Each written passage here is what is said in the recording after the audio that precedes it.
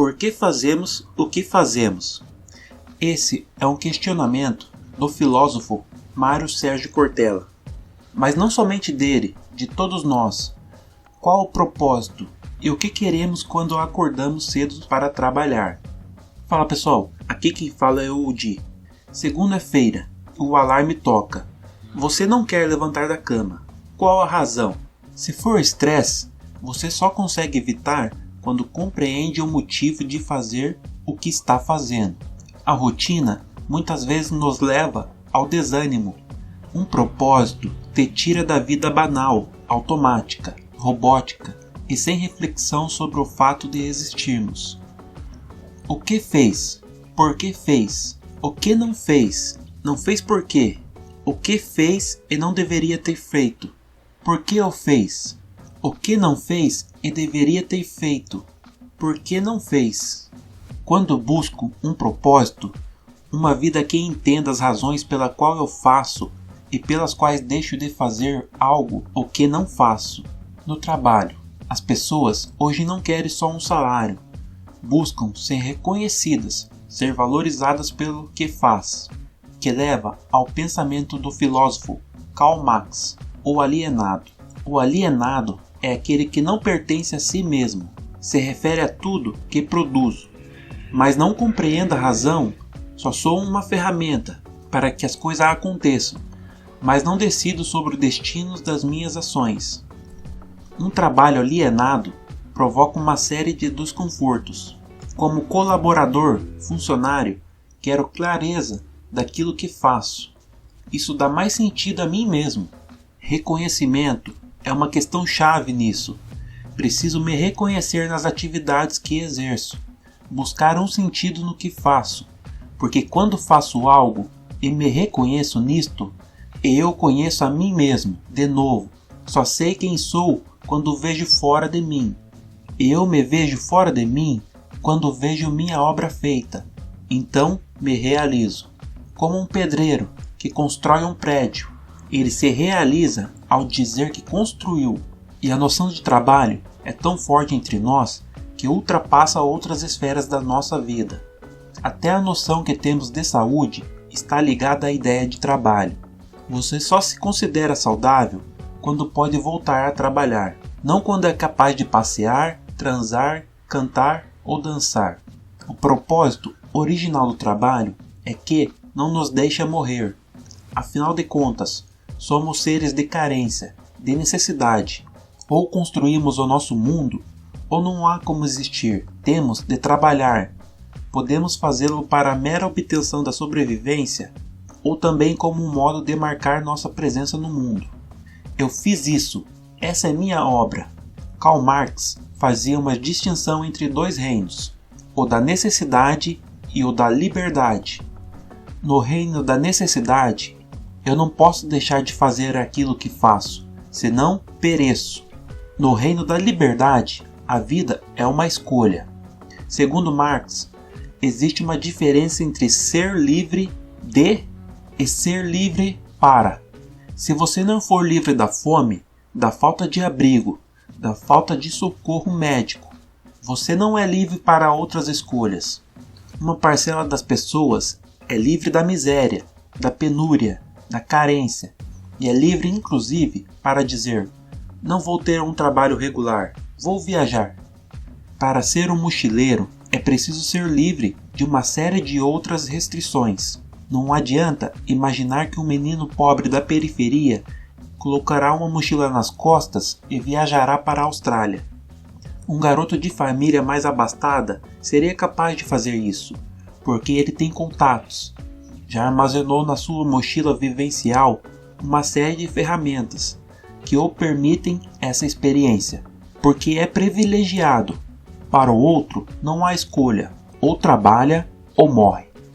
Marx sonhou que fosse possível trabalhar apenas 4 horas. Esse sonho de Marx é em grande medida resultado da crença racionalidade tecnológica, a partir do qual teríamos a possibilidade de partilhar as tarefas, o que economizaria tempo. Do ponto de vista técnico, já chegamos a esse patamar. A humanidade poderia viver hoje com sobra de matéria e tempo do que já produz. A questão é que caminhamos para a concentração em vez da distribuição e não temos uma partilha das tarefas. Enquanto algumas pessoas são sobrecarregadas, outras são liberadas. Isso é bastante evidente. Basta imaginar a quantidade de roupas que guardamos sem usar por 2, 3 anos. Se numa comunidade o uso tivesse de ser contínuo, a produção de muitos itens seria reduzida e muitos recursos seriam poupados. O desperdício hoje é tanto que precisamos continuar nos esforçando para manter um modelo que já seria sustentado se houvesse partilha. Desde a Revolução Industrial, o mundo do trabalho ficou extremamente marcado pela máquina, reforçando inclusive a noção do trabalho alienado. Esse modo automático de ação, em grande medida, tem como consequência a alienação da execução. Uma pessoa alienada é alheia a algo. A intencionalidade dela não está naquilo que faz. Ela não tem consciência direta do que produz. Está fazendo algo automaticamente. Se o próprio indivíduo fizer as coisas de modo automático, robótico, isso levará a um processo de alienação, isto é, da perda de si mesmo. Portanto, algo muito forte na natureza do trabalho se perde: a natureza autoral, a sensação de eu sou realizador daquilo. Fazê-lo de modo automático é tirar de mim a dimensão realizadora. Nessa hora, eu me desumanizo, isto é, me aproximo do mundo das máquinas. Retomando a expressão de Marx, o trabalho alienado é aquele que eu faço e que não pertence a mim mesmo. E eu também não pertenço a ele.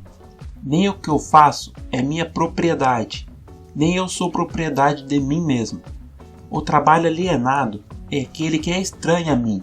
No filme Tempos Modernos, de Charlie Chaplin, interpretando um operário, o mais triste nessa obra não é o automatismo do movimento de linha de montagem, que ele, mesmo após a parada da esteira, continua reproduzindo, mas sim a alegoria de que ele se integra àquela engrenagem, se tornando parte daquela máquina.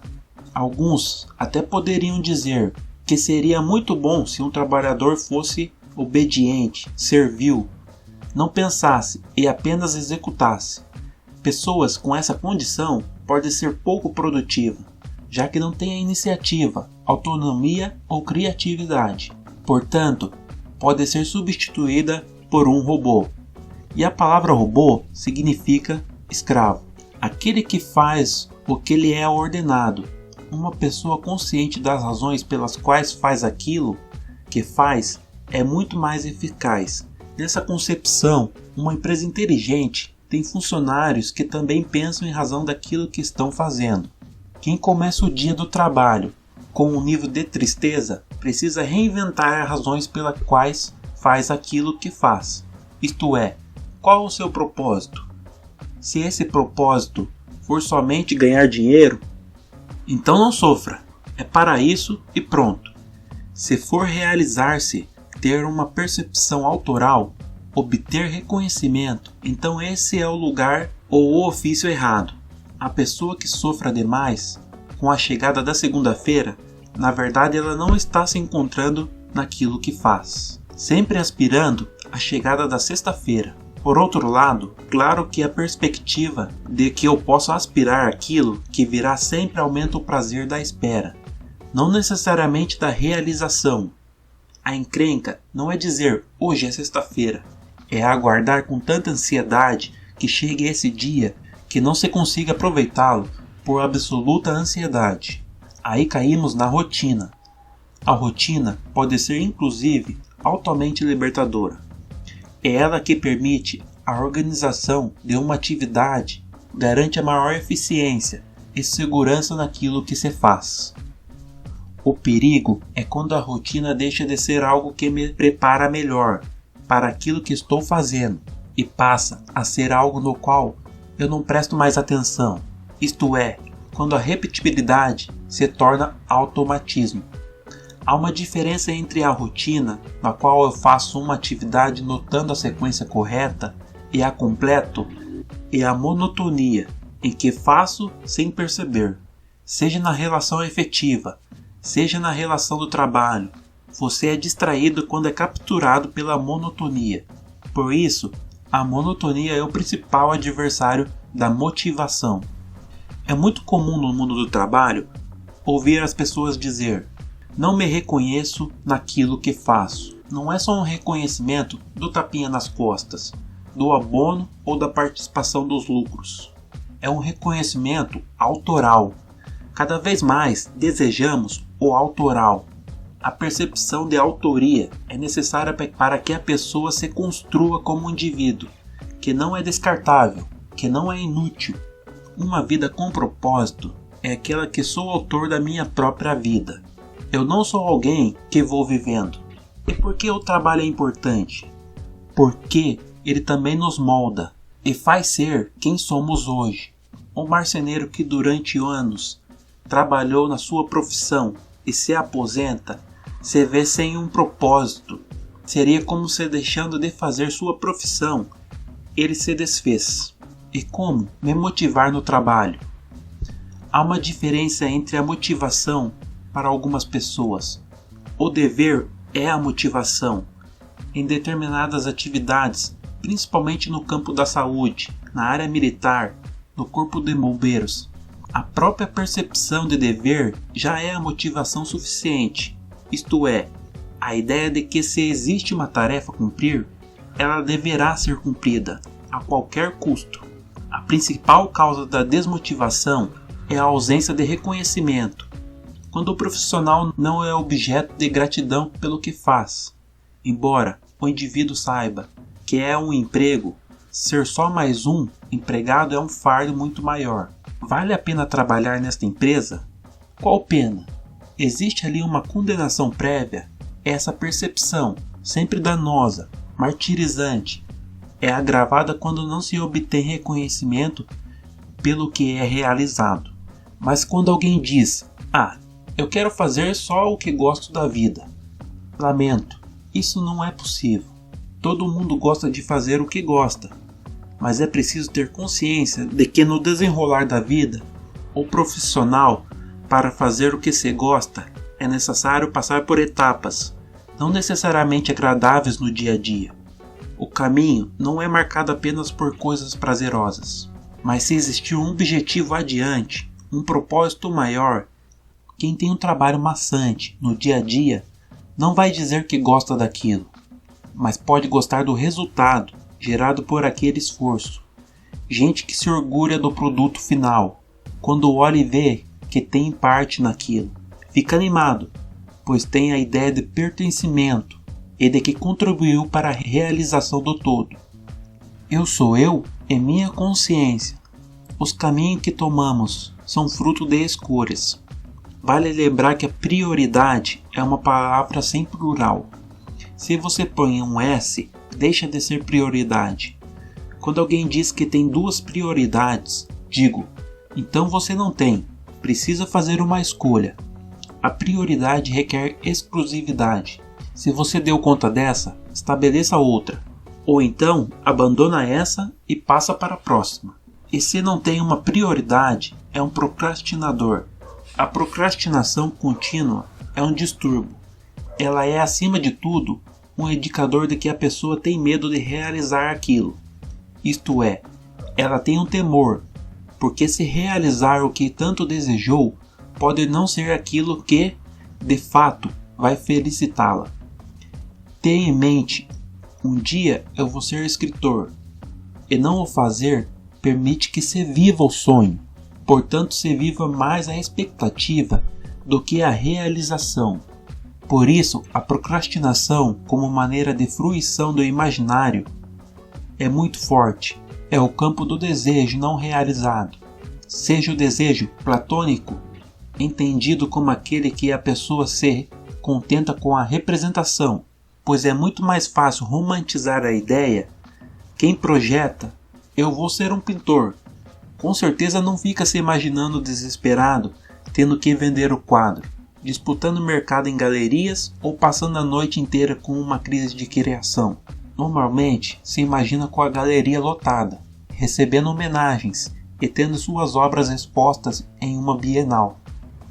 Evidentemente que se a pessoa não tiver um sonho de reconhecimento nos quadros, não haverá um ponto de partida para fazê-lo.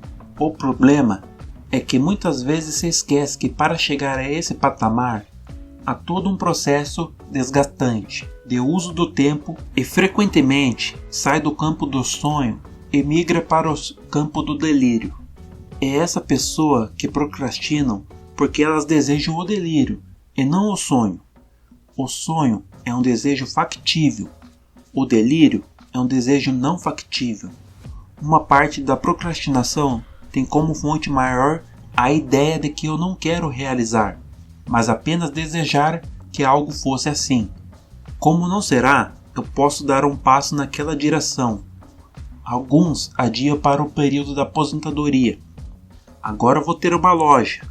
Agora vou ter uma pousada. E o sujeito fica um tempo imenso desesperado, porque não era exatamente aquilo que ele queria. Era a ideia da pousada, não a pousada real.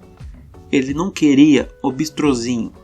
Era a ideia do bistrô que o seduzia, não o trabalho de ter um bistrô.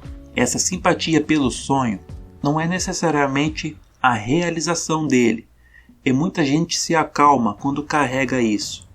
Muita gente diz, eu vou fazer. Esse fazer primeiro dá muito trabalho. E segundo, uma vez feita a obra, não há garantia de sucesso, se realmente for feita. Há também um fenômeno psicológico interessante na outra direção, síndrome do por pouco. O indivíduo que por pouco não se tornou jogador de futebol, por pouco não bateu determinada meta. E o sujeito vive com um sonho de agora, de alguma coisa que no passado, não sendo, é como se tivesse sido. Há dois resultados disso. Aquele tendo um sonho frustrado passa a viver amargurados pela não realização e sente que não há mais tempo para viabilizá-lo. Em vez de construir outro sonho, sofrem com o que não aconteceu. E aqueles que imaginam um sonho como realidade e criam um nível de fantasia em relação a isso, que é resultante de uma inconformidade. Eu não fiz, mas se eu tivesse feito, se eu tivesse feito. Há uma obsessão muito forte por essa ideia de felicidade. Em grande medida, pessoas vivem muito mais a expectativa do que a realização. Então, não procrastine, se inscreva no canal. Aí chegamos no conhecimento. Não investir na formação implica uma perda significativa da competência e da qualidade. Há uma clássica frase que todos sempre lembramos. Se você não acredita que a educação é um bom investimento, tente investir na ignorância. O britânico Bedard escreveu: há 3 caminhos para o fracasso: não ensinar o que sabe, não praticar o que ensina e não perguntar o que se ignora. Por isso, uma carreira a ser turbinada exige a capacidade de ensinar o que sabe, isto é, ser reconhecido como alguém que reparte competências, de modo a fortalecer a equipe e demonstrar ambição, querer mais, em vez de ganância, querer só para si. É necessário também praticar o que se ensina, de forma a deixar clara a coerência da postura, o equilíbrio entre o dito e o feito, e a disposição para assumir com segurança aquilo que adota como correto. Por fim, o mais importante é perguntar o que se ignora, pois corre perigo aquele que não demonstrar constante estado de atenção para ampliar capacidades e assumir a humildade de compreender e viver aquilo que Sócrates na Grécia nos advertiu. Só sei que nada sei, ou seja, só sei que nada sei por inteiro, só sei que nada sei que só eu saiba, só sei que nada sei que não possa ainda vir a saber. O propósito reordena nossas ações. Estar no lugar para fazer algo em busca de um objetivo. Por que fazemos o que fazemos? Não se esqueçam, o próximo vídeo será o melhor. Obrigado por assistir.